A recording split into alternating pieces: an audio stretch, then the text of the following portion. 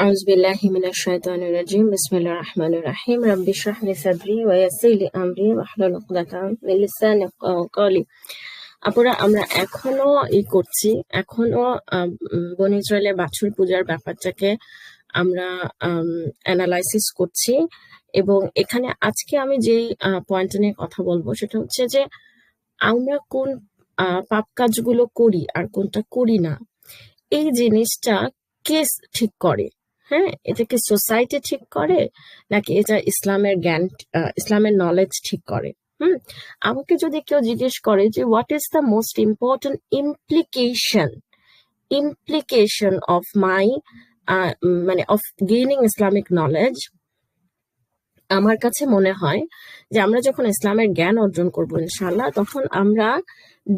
তখন আমরা ডিফারেন্সিয়েট করতে পারবো, অথবা আমরা পাপগুলোর মানে পাপগুলোর কি হবে শব্দটা, পাপগুলোর সিভিয়ারিটির সিরিয়াল আমরা বুঝতে পারবো। ঠিক আছে,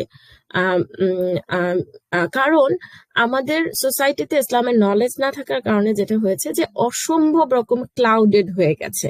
হ্যাঁ, একটা জিনিস হয়তোবা ইসলামের দৃষ্টিতে খুবই খুবই খুবই মানে খুবই খুবই খুবই জঘন্য ব্যাপার, সেই জিনিসটা আমাদের সোসাইটিতে ডিসেন্সিটাইজেশন হয়ে গেছে। আবার একটা জিনিস হয়তোবা ইসলামিক্যালি এটাতে হয়তোবা কোনো সমস্যা নাই, কিন্তু জিনিসটা একটা প্রচন্ড ট্যাবু হয়ে গেছে, বা একটা প্রচন্ড মানে মানুষের মধ্যে এমন একদম একটা বমি আসার মতন প্রতিক্রিয়া হয়। আমি একটু উদাহরণ দিই, সেটা হচ্ছে যে ধরেন আমি একটা উদাহরণ আমি সবসময় দিই, যে ধরেন মনে করেন যে আমি এখানে একটা হালাকা অ্যারেঞ্জ করলাম, আমার বাসায় একটা ইসলামিক প্রোগ্রাম অ্যারেঞ্জ করলাম। এখন যে বাসাটা ইসলামিক প্রোগ্রাম অ্যারেঞ্জ করা হবে, সেই বাসাটায় ধরেন একটা হালাকায় আপনাকে ফুডও সার্ভ করা হচ্ছে, সেই ফুডটাতে পর্ক সার্ভ করা হলো। ধরেন আমি তো যেহেতু নন মুসলিম কান্ট্রিতে থাকি, এখানে পর্ক ইজ কোয়াইট নর্মাল, অথবা আপনার সাথে মানে বিয়ার বা অ্যালকোহল সার্ভ করা হলো। এখন তাহলে আপনি চিন্তা করেন যে ওই হোস্টটাকে কি মারতে আসবে না মানুষজন? এটা কি ব্যাপার, যে একটা ইসলামিক প্রোগ্রাম সেখানে, এবং ধরেন বাংলাদেশি কমিউনিটির কথা যদি চিন্তা করেন, তাহলে তাকে এক ঘরে করা হবে, বা এটা একটা টক অফ দ্য টাউন হয়ে যাবে যে সে বাসায় একটা হালাকা অ্যারেঞ্জ করছে এবং সেই যে খাবারের মধ্যে সে হারাম খাবার সার্ভ করছে, অথবা সে পর্ক সার্ভ করছে, অথবা সে অ্যালকোহল সার্ভ করছে। অন দ্য আদার হ্যান্ড আপনি যদি চিন্তা করেন যে ওই সে মানে যেই বাসাটায় হালাকাটা হয়েছে সেটা হচ্ছে ধরেন সুদী ব্যাংকের মর্টগেজ দিয়ে বানানো, অথবা যে অ্যারেঞ্জ করছে সে হয়তো বা সুদী ব্যাংকের সাথে ইনভলভ, অথবা তার ইনকামটা হয়তো বা কনফার্মড হারাম। যেমন ধরেন সে হয়তো বা এখানে ইউএস এর অনেকগুলো স্টেটে legal marijuana is legal, medical marijuana বলে। তো ধরেন তারা হচ্ছে এই ধরনের ডিসপেন্সারি বা এগুলোর মালিক, ঠিক আছে, যেখানে তারা মারিজুয়ানা সেল করে, অথবা এমন একটা কনভেনিয়েন্স স্টোরের মালিক যেখানে সে হচ্ছে অ্যালকোহল সেল করতেছে। মানে অফকোর্স পুরা ইনকামটা এখানে হারাম হয়ে যাচ্ছে না, যে পার্সেন্টটুকু অ্যালকোহল বা স্মোকিং প্রোডাক্ট সেল করার থেকে আসতেছে যে পোর্শনটুকু, সেই পোর্শনটুকু হারাম হচ্ছে। তো এখন মানে আমি বলতেছি যে আমাদের মানে তখন কিন্তু আমাদের সেন্সিটিভিটি এতটা আসে না। হ্যাঁ, আমরা কিছু মানে সুদ, ঘুষ এগুলোর উপরে আমরা বা ইসলাম পালন না করা, নামাজ না পড়া, এগুলার একটা সোশ্যাল স্যাংশন ছিল আমাদের নানা দাদাদের আমলে, আমাদের মা বাবার আমলেও ছিল। আমার মনে আছে যে আমার আব্বাকে আমি বলতে শুনছি যে আমার কিছু রিলেটিভের যে হচ্ছে সে মানে কাস্টমসে চাকরি করে, অধিকাংশই হচ্ছে ঘুষের টাকা, তো তাদের সাথে আমরা মিশবো না। আমার মনে আছে যে কাস্টমসে চাকরি করে এমন রিলেটিভ, আমরা ছোটবেলা থেকে এটা শুনে বড় হয়েছি যে তার ইনকামের একটা পোর্শন হারাম, বা একটা সোশ্যাল স্যাংশন ছিল যে তাদের সাথে আমরা মিশবো না, তাদের সাথে আমরা এই করবো না। হ্যাঁ, দহরম মহরম থাকবে না।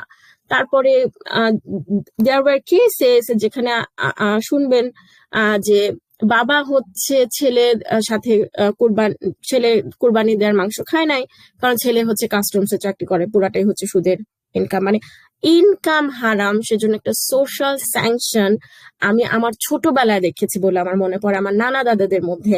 অফকোর্স আমি একটা কনজারভেটিভ ফ্যামিলি থেকে এসেছি, আমি এই জিনিসগুলো দেখছি। এই জিনিসগুলো আপনি রেয়ারলি এখন আপনি দেখবেন, ভেরি ভেরি রেয়ারলি আপনি এখন এই সোশ্যাল স্যাংশন গুলো দেখবেন। এই যে পাপ আমরা কোনটা করব কি করব না সেই জিনিসটা সোসাইটি নির্ধারণ করে, not Islam. This is a very important, very একটা ইম্পর্টেন্ট পয়েন্ট, যে আপনি বনি ইসরায়েলকে দেখেন যে ওরা দেবের তারা গিলটি ফিল করতেছিল যে ওদের কাছে মিশরীয়দের স্বর্ণ গচ্ছিত আছে। দে ওয়ার ফিলিং গিলটি যে আরেকজনের জিনিস আমার কাছে। আর ওই স্বর্ণ দিয়ে তারা শিরক করে ফেলছে। আমার কাছে মনে হয় যে যখন আপনার ইসলামের এই জায়গাটাতে শয়তান আপনাকে পাজল করে ফেলবে, কোনটাকে প্রায়োরিটি দিব। আমার কাছে মনে হয় যে কিছু কিছু মানুষ আলহামদুলিল্লাহ মানে আমার পরিচিত এত বেছে চলেন কোনটার ইনগ্রেডিয়েন্টস এর মধ্যে কি আছে না আছে, তারপরে এটা এই ওষুধটা হালাল না ওই ওষুধটা হারাম না, এত খুঁটায় খুঁটায় তারা মেনে চলেন, which is good। যদিও মানে আমার পড়াশোনা বলে যে সাধারণত আমার খুব লিমিটেড পড়াশোনা, বাট সাধারণত এগুলো বলে যে এগুলো হচ্ছে মানে মানে এগুলো হচ্ছে খুব নেগলিজিবল অ্যামাউন্ট হয়ে যায় যখন এগুলা এত প্রসেসিং এর মধ্যে আসে।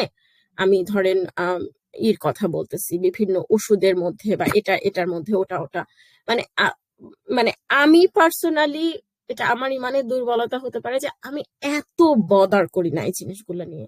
কিন্তু সেই সেম মানুষগুলা কে আপনি দেখবেন they might be immersed in credit card debt, তারা মাসে মাসে ইন্টারেস্ট দিয়ে যাচ্ছে।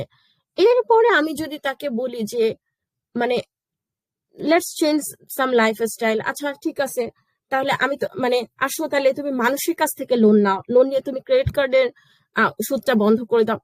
তখন হয় কি আমি মানুষের কাছে গিয়ে বলবো যে আমার আমার এত টাকা লোন আছে, মানে আমি মানুষের কাছে নিজের ভালনারেবিলিটি প্রকাশ করতে চাই না। কারণ এই ক্রেডিট কার্ড হওয়ার পরে একটা জিনিস হয়েছে আপুরা, আপনার চারপাশে বহু মানুষ আছে যারা জাকাতের হকদার কিন্তু আপনি জানেন না।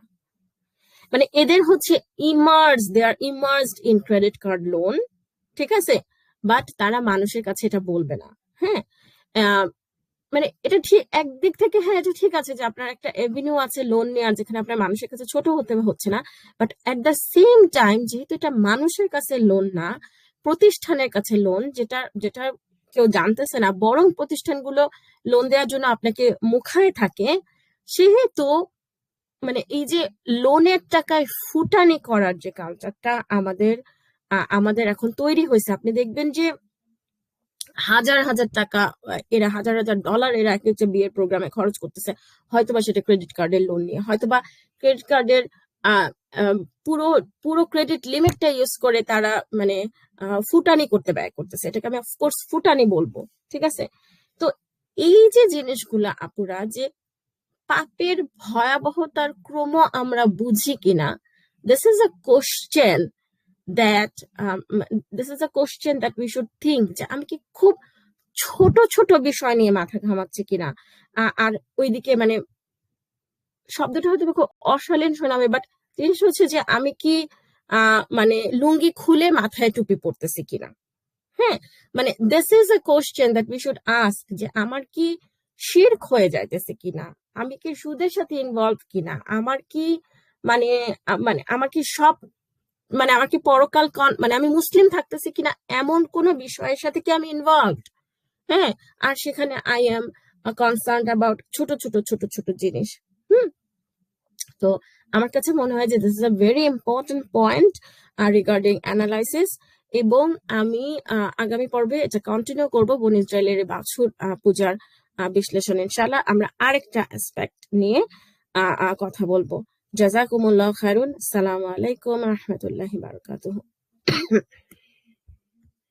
শোনার জন্য